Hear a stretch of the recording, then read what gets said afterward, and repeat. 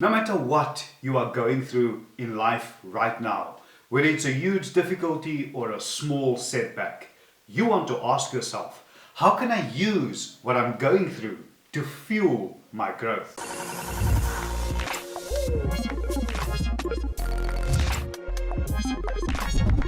Hi everybody, this is Life with Leonard and welcome to another episode. Now on this channel I strive to motivate and inspire you to become the best version of yourself. And today's episode is no different. I'm going to be covering what is arguably one of the most requested topics on my channel. And that's all about confidence. How do I develop confidence? How do I improve and boost self-confidence?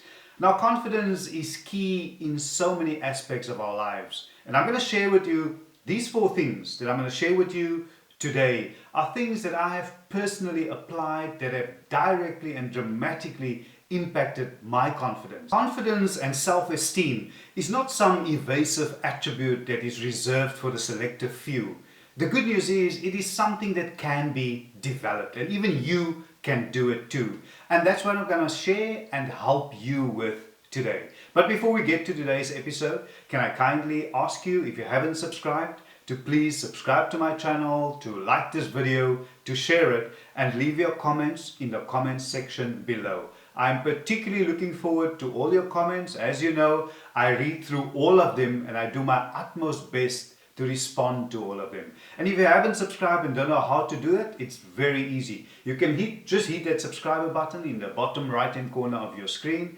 And please remember and make sure that you hit the all notifications, and that way you will be notified and won't miss out whenever I upload new content. So number 1 is shifting your focus. Now you've been training your brain all along to focus on the problems rather than the opportunities. And when things don't go your way, you blame it on everybody else but yourself. You blame it on the world, you blame it on your spouse, your husband, your wife, you blame it on your childhood, you blame it on your upbringing, you blame it on your lack of resources, on the color of your skin. Everything except focusing on what is most important, and that is yourself.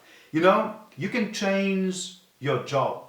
You can change your house, you can change your address, you can change your clothes, you can change your spouse, you can change a lot of things. But until your mind changes, nothing does. Confidence is not an outfit that you put on. I mean, when you put on a new outfit, it might have a very short effect, positive impact on your life, the way you feel, but you will very quickly fall back to your norm, fall back to your old self. You see, self-confidence is an inside job. You need to convince and convict yourself in your own ability and believe in your own ability that you can do it.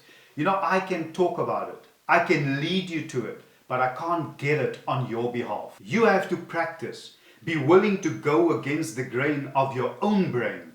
You have to do that paradigm shift. Push through, no matter how difficult, how painful or how embarrassing. You got to. You have to. You have to believe in yourself, in your ability to do it. I remember the story about a professor who, as his students entered his class, informed them about a surprise test. And once all of them were seated, he asked them to turn around the white sheet that was in front of all of them. And to their surprise, there were no questions, just a black dot in the center of the page. Now the professor, seeing their confusion, asked them to write down what they see. And the students were still completely confused, but eventually got started with this inexplicable task. And afterwards, he collected all the answer sheets and he read out loud their answers to the class. And without exception, all of them focused on the black dot. They described its positioning on the white sheet, the shape of the black dot, the shade of black, completely ignoring the white part of the page. All of them, without exceptions, because in their mind, they thought that the professor wanted them to focus on the black dot because it stood out. It was out of place. In their mind, it didn't belong there. They thought that they will be scored on their ability to see, identify, and focus on the black dot. And similarly in life, what do you focus on? you become. Our life is a gift given to us with love and care, and we always have reasons to celebrate. Our friends around us, the job that provides our livelihood, the miracles we see every day. However, we insist on focusing on the dark spot, the health issues, the lack of money, the complicated relationships with a family member, the disappointment with a friend. The dark spots are very small when compared to everything we have in our lives, but they are the ones that pollute our mind. And number 2 is visualize your success. It was Muhammad Ali who said that if your mind can conceive it and your heart can believe it, you can achieve it. And it makes perfect sense to me. My advice to you is, before you enter any nerve-wracking situation, just imagine it working out in your favor. You are prone to remind yourself, like the black dot, it's easy to think about all the bad things that could go wrong. So trick your brain into thinking how it's going to go right. Don't forget to remind yourself of how you've succeeded in the past and people who have supported you. All you really have to do is be yourself. Share your ideas and bring your curiosity, your kindness, your quirkiness, or any other attribute that makes you who you are to the conversation. Self-confidence comes from repeating experiences that are difficult. Your problem isn't doubt. Your problem is courage. Doubt will get out of the way when you express courage. Success is small steps in the right direction, moving in the direction of your dream where your heart is taking you. You learn as you go along. Don't be discouraged, no matter the obstacles, no matter the challenges. And stay focused, stay strong, and keep moving. You are who you choose to be. No one can make you feel inferior without your consent. And number 3 is just be yourself. I know it sounds obvious, but when you're in a stressful situation, it's easy to start worrying about what you think other people want you to be. But instead, just be yourself. You know, being confident doesn't mean that you have to be loud. It doesn't mean that you always have to be the center of attention. You always have to be noticed. In fact, it's quite the opposite. Being confident is knowing that you are good enough, is believing and trusting in yourself. It is the silent winner and the humble champion.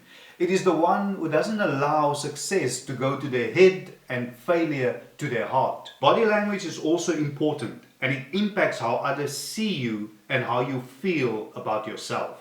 Smiling is the easiest thing that you can do to seem more confident and actually feel confident. When you smile, you trick your body into feeling happier. You'd be surprised how even the smallest of smiles can disarm many a social situation and make everyone feel more comfortable. And remember to always make eye contact and have approachable body language. You need to learn to empower yourself and know and believe that you can be anything in life if you commit to it. Now, before we get to the very last point, can I kindly remind you once again to please, if you haven't, subscribe to my channel, like this video, share it, and leave your comments in the comments section below. It's easy to subscribe. You can just hit that subscriber button in the bottom right hand corner of your screen, and please remember to hit the all notifications, and that way you will be notified and won't miss out whenever I upload new contents. And last but not least is understanding why confidence is so important. What most people don't realize is that there are 2 types of confidence. There's external confidence that you project. It's when you walk into a room and your presence is felt. Now, this is very good if you're in negotiations or making friends or seducing, or if you want to impress a crowd. And then there's internal confidence. It's how you feel, how confident you are in any given situation. Now, I always make a very simple example here, and that is, anybody might ask me, why do I wear expensive underwear? Why do I wear expensive underwear when nobody's going to see it? But it's not about that. It's not about who's going to see it. It's about how it makes me feel. You know, confidence is not walking into a room thinking that you are better than anyone. Confidence is walking into a room knowing that you don't have to compare yourself to anyone. A shy person would say, well, that's good for outgoing people, but I will never be confident. Well, the good news is anyone can develop confidence. Some might have to work at it harder than others because they've conditioned themselves into a lack of confidence for much of their life.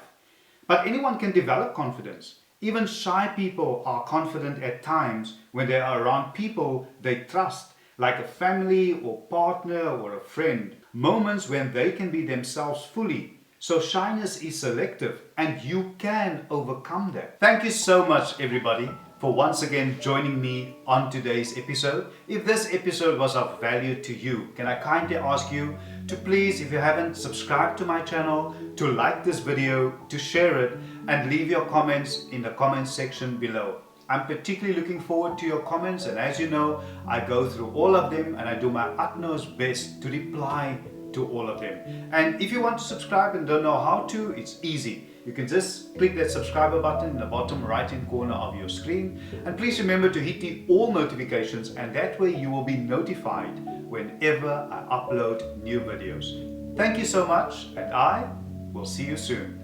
Bye for now.